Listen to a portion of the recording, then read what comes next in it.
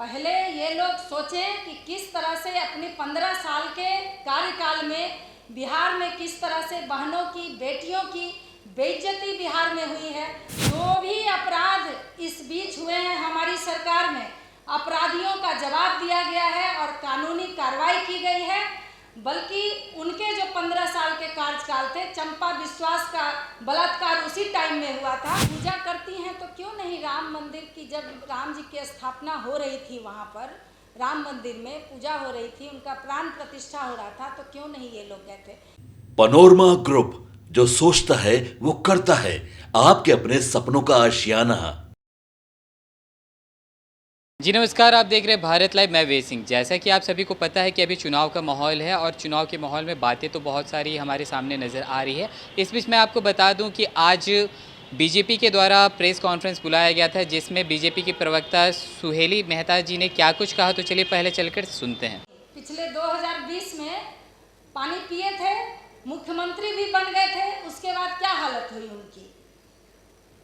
पहले ये लोग सोचें कि किस तरह से अपने 15 साल के कार्यकाल में बिहार में किस तरह से बहनों की, बेटियों की बेइज्जती बिहार में हुई है, उसको पहले याद करें। और हमारे एनडीए सरकार की तुलना अगर वो लोग करना चाहते हैं तो महिलाओं के क्षेत्र में, युवाओं के लिए, किसानों के लिए जो हमारी सरकार ने काम किया है उससे वो तुलना करें पहले। तो कह रहे हैं कि बालिका गृह कांड जब से हुआ तब हम राजनीति में आने का, जो भी अपराध इस बीच हुए हैं हमारी सरकार में, अपराधियों का जवाब दिया गया है और कानूनी कार्रवाई की गई है।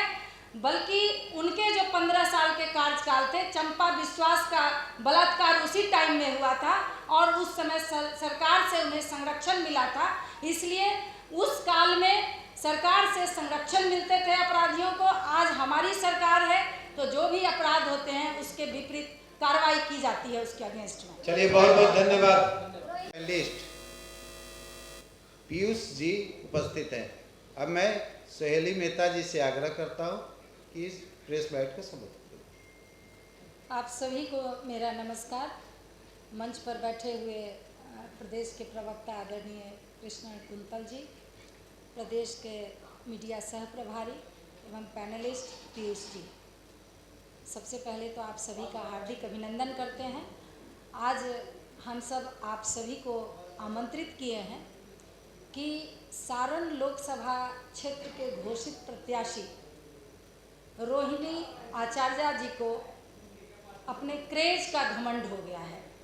उस क्रेज का घमंड कि एक सजा याफ्ता की बेटी हैं जो चारा घोटाले में कितने वर्षों तक वो जेल में रहे हैं, और क्रेज ऐसा शो करती हैं जैसे कि किसी स्वतंत्रता सेनानी जो सीमा पर लड़कर और विजय प्राप्त करके आया हो। उनको इस बात का घमंड है और अपने को, अपना क्रेज बहुत ज़्यादा बटोरने की कोशिश कर रही हैं कि वो एक ऐसे भाई की बहन है जो न नौकरी करते हैं न व्यापार करते हैं, फिर भी 350 करोड़ के मालिक हैं।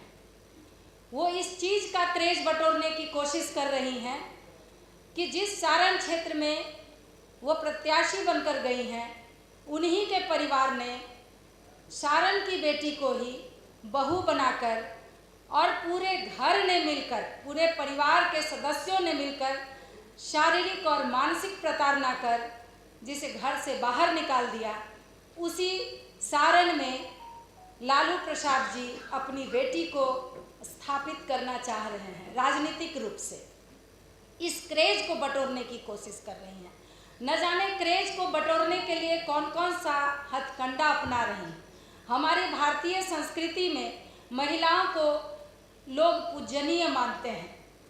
बेटियों को लोग कहते हैं कि बेटा से ज़्यादा सेवा बेटियां करती हैं अपने माता पिता की, और सब करते हैं, भले ही पुरुष प्रधान देश हों। लेकिन बेटियां सेवा करने के बाद ये कहकर नहीं भंजाते रहती हैं कि मैंने पिता और माता की सेवा की।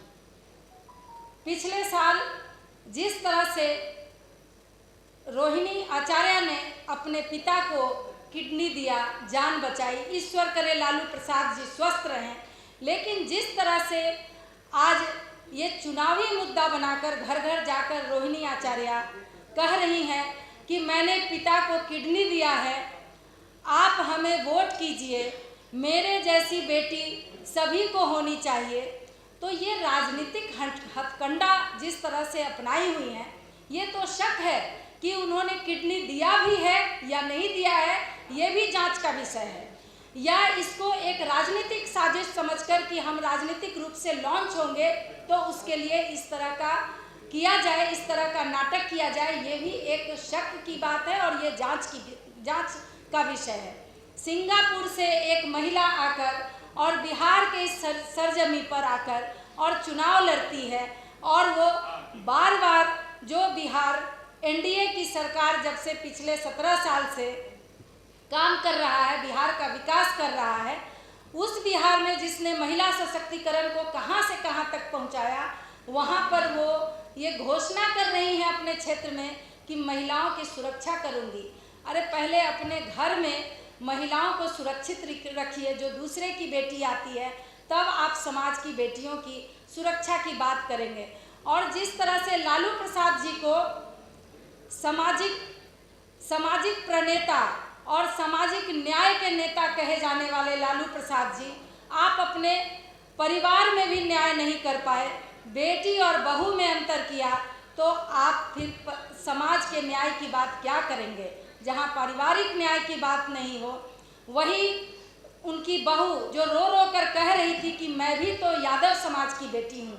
स्वर्गीय दरोगा राय जो बिहार में इतने प्रतिष्ठित नेता थे, उनकी वो पोती है। वैसी लड़की को भी इन लोगों ने घर से धक्के बाहर निकाल दिया और इन जालसाजों ने अपनी बेटी को उसी क्षेत्र में जाकर राजनीतिक रूप से स्थापित करने की कोशिश कर रहे हैं। सारण की बेटियां, सारण की बहुएं, सारण की माताएं इन लोगों के इस जालसाजी का और इस जिस तरह का नाटक ये लोग कर रहे हैं, इसका जवाब निश्चित रूप से सारण की जनता देगी। धन्यवाद। तो पूजा करती हैं तो क्यों नहीं राम मंदिर की, जब राम जी की स्थापना हो रही थी, वहाँ पर राम मंदिर में पूजा हो रही थी, उनका प्राण प्रतिष्ठा हो रहा था, तो क्यों नहीं ये लोग गए थे? राजनीति करते हैं, तुष्टीकरण की राजनीति ये लोग करते हैं वोट के लिए, और कितना नीचे गिरेंगे ये बिहार की जनता, इसका हिसाब इन लोगों को देंगी। जी, तो जैसा कि अभी आपने सुना, सुहेली मेहता का कहना था कि रोहिणी आचार्य जो मतलब लगातार मतलब राम मंदिर और राम को लेके मतलब जो बातें अभी चल रही हैं उन पे उन्होंने किस तरह से प्रतिक्रिया दी, और कहीं ना कहीं ऐसा भी कहा कि मतलब इस बार जो मतलब सारण की तरफ से जो वो खड़ी हुई हैं रोहिणी आचार्य, उनको कहीं ना कहीं इस बार जो बिहार की जनता है, सारण की जनता है, उनको उतना तवज्जो नहीं देगी, और कहीं ना कहीं जो काम किया है एनडीए उसके बारे में भी इन्होंने बताया। तो और भी ऐसे तमाम खबरें देखते रहने के लिए आप देखते रहे भारत लाइव। मैं वे सिंह सोगी करण के साथ, पटना। पनोरमा ग्रुप, जो सोचता है वो करता है। अगर ये वीडियो पसंद आई और वह बिहार के राजनीति और बिहारियत से सरोकार रखेनी तो सब्सक्राइब बटन दबा के चैनल के सब्सक्राइब कर ली। ओजे एगो घंटी बा, ओकरा बटन दबा देला से कुल सटीक और मारक खबर रुआ मुफ्त में मिल जाई। अगर रुआ पत्रकारिता के हमनी के नया प्रयोग में सहयोग कर चाहतानी तो ज्वाइन बटन दबा दी। पेटीएम नंबर नोट कर ली 9386816700। धन्यवाद।